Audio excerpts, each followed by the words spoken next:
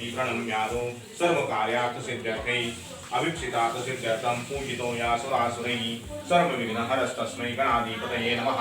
सर्वे पाहि सदा संकटि पावामे निर्वाणि रक्षामे सर्ववन्दना।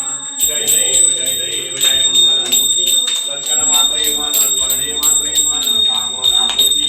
जय देव दुर्गे दुर्गटभारी दुर्गे संहारी। आज गौरीचा नैवेद्य केलेला आहे। आमच्या घरात डायबिटीजवाले म्हणून साध्या पोळ्या केल्या, पुरणपोळ्या। ह्याची रेसिपी आहे माझी, तुम्ही बघू शकता। वरण भात, पोळीबरोबर काहींना दूध आवडतं, काहींना गुळवणी आवडतं म्हणून मी दूध ठेवलं आहे। कटाची आमटी, साजूक तूप, कुरडई पापडी आणि बटाट्याची भाजी आणि हे गुळवणी। आणि बघा भजी होत आहेत आमची अजून। गौरी गणपतीची 2 ताटं, एक गणपती बाप्पाचं, एक पूजेचं आणि एक घरच्या देवांचं, अशी मी तयारी करून घेतली।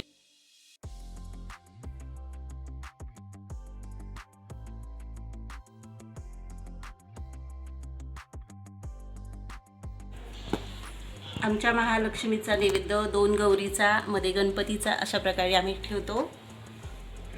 छोटीशी रांगोळी फुलांची काढलेली आहे ही अशी, आणि ही अशी आम्ही फळं, फराळाचं आणि स्वीटचे काय काय माहेर वाशिणीला खायला देतो, प्रसाद म्हणून ठेवलं जातं।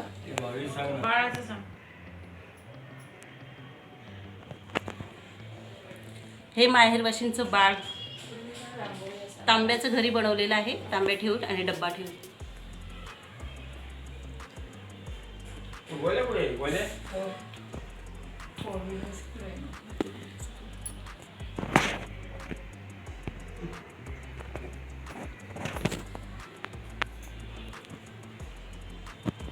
गौरी पूजनाच्या दिवशी आमच्याकडे सत्यनारायणची पूजा असते, तिला नैवेद्य आणि त्याची मांडणी।